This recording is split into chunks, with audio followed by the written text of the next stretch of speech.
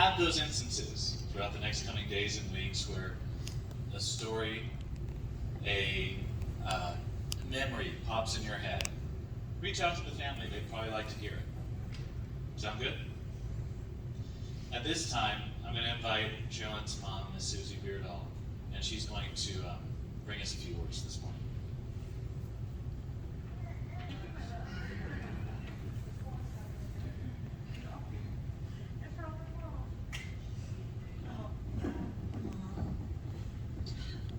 Jeff and I want to thank you all for coming and celebrating the life of our daughter, Cheryl Lynn. And I really appreciate the memories that you guys shared. And like you said, we did supply the cards. There's a box back there to drop them in, or you can just mail it to us. We haven't moved in 20-something years. So, this is going to be kind of an inside joke, but if you don't know me, I'm Susie Beardall, the daughter of Paul and Ostrom, and the mother of Jessica and Jonathan. The reason why I say that, because there's someone else here who was accused of being her daughter and her mother, and now she's mama. That's Michael's mother. So, Cheryl Lynn Beardall, our firstborn, and as previously said, my mother's first grandchild, and my family's first everything. She was really spoiled, and I have to say this, I'm sorry, Clay. I know you love taking her places, but when she came home calling you Aunt Clay, that was the most precious moment in our life, okay? Because he thought he could, woo some women with this little girl, and she calls him Aunt Clay. It just ruins everything. But it made us proud.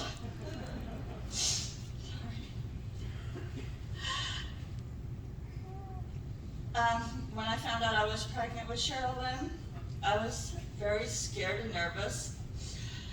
I was out of work, and well, actually it was reduced hours, but Jeff had lost his job, and we was back living at his parents' house.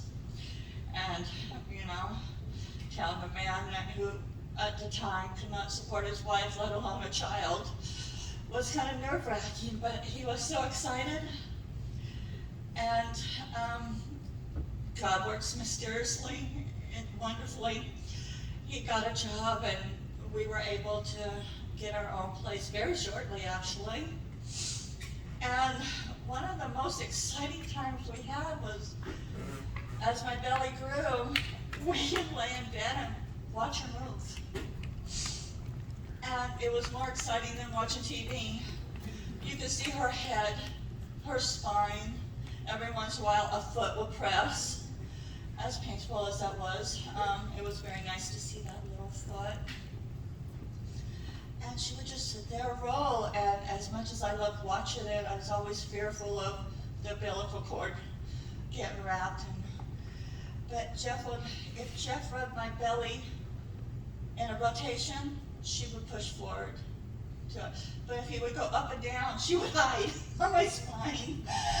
And it just became a game every night, and it was just so much fun to watch. In fact, sorry, Cheryl Lynn, but after you was born, I really missed those nights.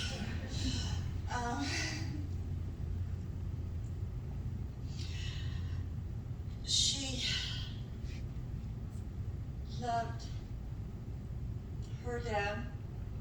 She had her talent. His talents just shined out. It just always amazed me. As Jesse said, my mom and my grandma, Jeff's mom, we all sewed, but we all used patterns. And how Cheryl Lynn could just make a dress for prom or homecoming, and she just pick and choose what she wanted and just did it. In fact, some of the pictures would be shown are the dresses that she made. It just was in awe of me, the talent that those two have. I just wish I had some of it. We lived in an apartment just up from my mom's house, and I didn't have a car. Our only car Jeff had for work out in Vegas. And I had a laundry basket, and I would take clothes down because I didn't want to use the money machine that everybody else in the apartment used. So I would go down to my mom's to do laundry, and I'd put Sherilyn in the basket with the clothes and carry her down. But as she got bigger, my mom and dad got us a red wagon, and I would carry her, put the wagon and the clothes in there and take her down to my mom's and do some laundry. And she kept growing bigger, and her words went from whis to what's that? What's? She always wanted to know what things were. She always wanted the names of flowers, and she just built up her vocabulary that way. And she didn't want small words. She wanted big words. She wanted to know what color it is, what size it is, what it was. I mean, she wanted the whole definition of what things were. She wasn't just happy with flower or tree, or she wanted definitions. And those trips to my mom's house that would normally take probably 5 minutes would take almost a half an hour, because I had to explain every little thing that we saw along the street. And then she got a little older, and I had to keep watching behind, okay. Don't laugh, because yes, I have wanted to park cars, especially when we're pregnant, but how hard it is to pull a wagon of clothes and a kid, make sure she's not crawling out, but yet still stay in a straight line. And so yes, I get teased for walking into parked cars a lot. She was my best friend. She was my everything. My dreams, I told her everything. My faults, my problems. So if you're ever wondering, what was a little screwy in Sherilyn's head, she had to listen to her mom all the time. I told her everything. I didn't have very many friends. In fact, I could probably count my very best friends on one hand, and she was a lot like that, because we hold people to our hearts so close. And there's a lot of people that you don't let in. And so when I say that you're my friend, you're in my heart. And she was exactly the same way. She held everybody to her heart. Our favorite thing to do, as crazy as it was put the girls on. Janet Jackson, Belinda Carlisle, Tiffany, and Paula Abdul. Gotta love the 80s. And we would clean house. And we would be dancing and cleaning, and no matter what we did. And then Jessie came along, and she didn't particularly care for our foolish acts. But, we're older than she are. And it wasn't until she was about 3rd grade and she came home and said, "Mom, that's just not cool no more." She liked Daddy's Rock. The headbanging stuff that Mom just really, some of it I liked, some of it I didn't, but she really started to grow what she liked and what she didn't like. And she really liked the older stuff. In fact, they would say she had an old soul. She loved the 60s. She loved the styles of the 60s, the music of the 60s. She just embraced, I don't want to say the free love, because it was more of the camaraderie than that so-called free love that she loved.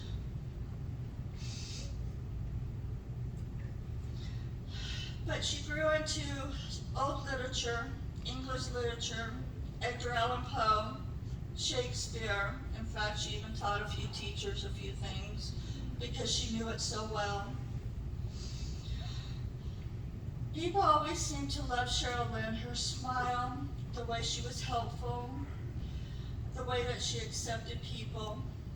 I never met a teacher or a 7-Eleven worker who didn't love my kids. said that they're the most awesome. Cheryl, Lynn, Jonathan, Jessica was always very helpful, very courteous, and they never had to worry about them in their store. When Cheryl Lynn was in high school and thereafter, she was always looking for her nirvana, her tranquility, her peace. And she was having a hard time finding it. And she tried looking in various people, various things. And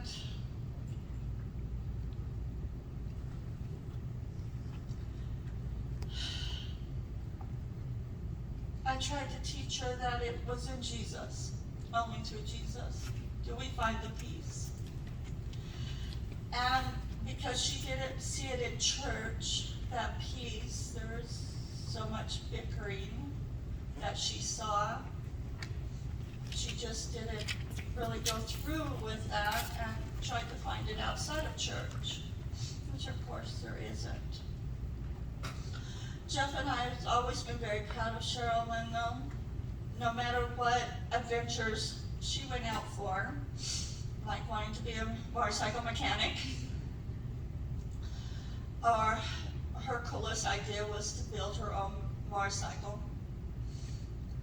and put her talents to work on the paint job, and Daddy make the seat. But she always worked for something, and she was getting ready to go to a motorcycle school in Arizona, which scared me to have her leave my nest that far. But along came Ocean instead. And we got a baby, and a beautiful, beautiful baby.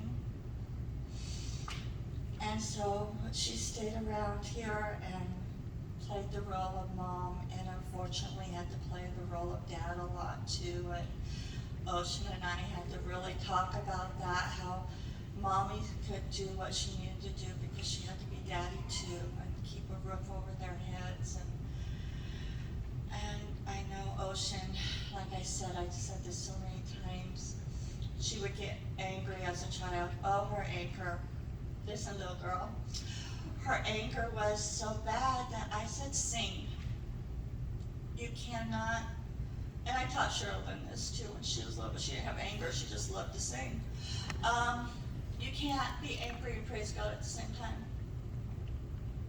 You have to put that somewhere, and I think that's why Ocean is such a songbird, is because she sang a lot as a child.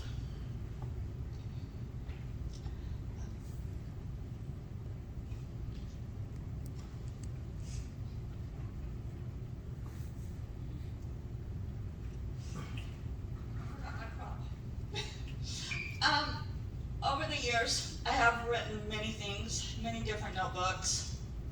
Some was poems that needs to be burned because there's nothing as good as the talents that my children have. But a lot of it was prayers and thoughts I had for my children. And when Cheryl Lynn, Ocean, and Achilles was taken away from us for 6 years, I had two particular notebooks that I wrote. I wrote to Cheryl Lynn all the time. They were conversations that I would have with her if she was right in front of me. And ended up being two, not because it was so long, but because I would, I'd be at work and it's like, oh, I have something to tell Cheryl Lynn and my book's at home, so I started another one.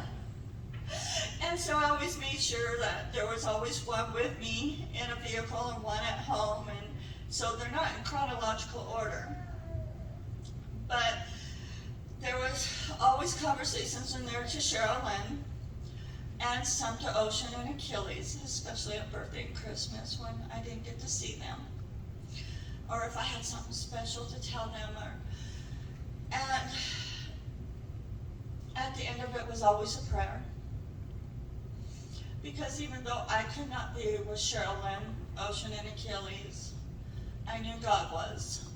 And I was relying on him to watch over them. After Cheryl Lynn's demise, I started a new one. I put those two aside. This one has thoughts, lessons, both for me and others if they ever read it.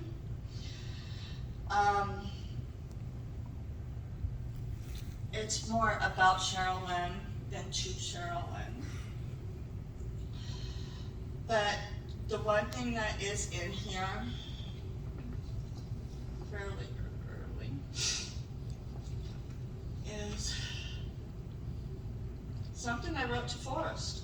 Or, sorry, my bad. Yeah, 2.0. I wrote it to Philip.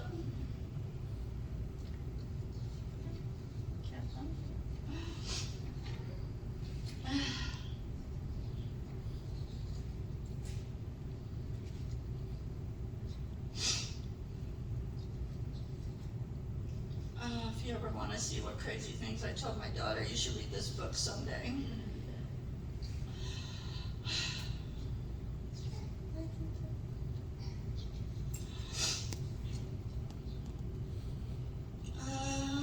Well, anyways, I guess you're not going to hear it word for word because I am shaking like a tree that's outside blowing in the wind. But basically what it says is, look at her smile. Look at those beautiful eyes. Look at the hands that held you, the hands that loved you, the hands that served you. Look at this beautiful person who took you into her life and let you be part of it.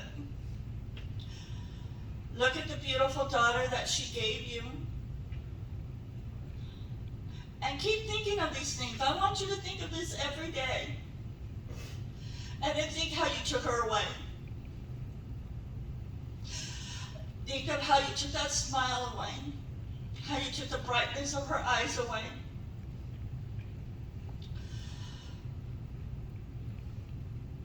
And I want you to remember him.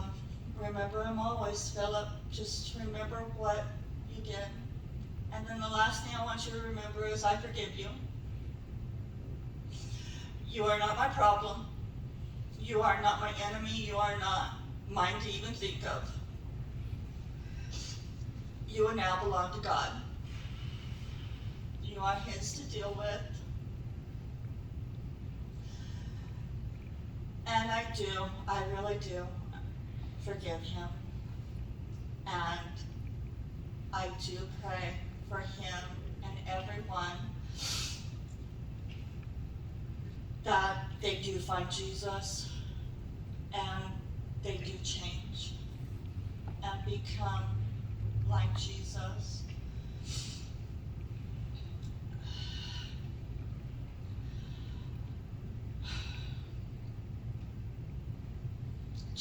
Jessica and I are always making a list of all of you to come today and seating arrangements. We had a hard time deciphering between family and friends because, like I said, we hold everybody dear to our hearts and friends become family. And there was a country song out, if you are reading this, about a young man who wrote a letter to his wife while he was serving overseas. And part of the chorus is, and my soul is where my mama prayed it would always go. My deepest fear is not what happens to me. I know where my soul's going. My mama knows where my soul is going.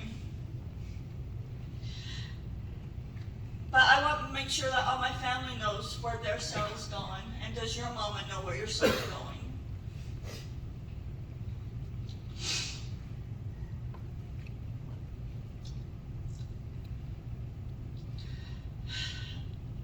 I want to know that I have told everybody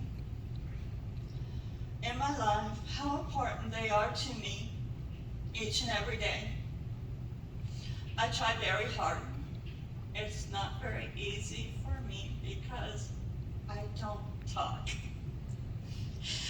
And I know I probably shocked a lot of people when I came up here to talk. And I have to blame my dad for that, because my dad was supposed to give a eulogy to one of our dearest friends' father, and he kind of copped out. He decided to be in the hospital instead. And so he said, Susie, you do it. But I survived that. And my faith is strong.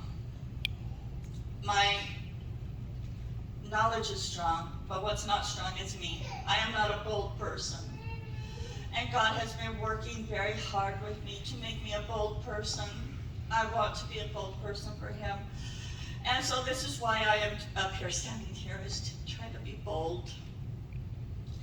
I have a lot of love in my heart and a lot of knowledge in my head that I want to express and get out to other people so that they know the Jesus that I love and serve, and the God who created us all and watches over us.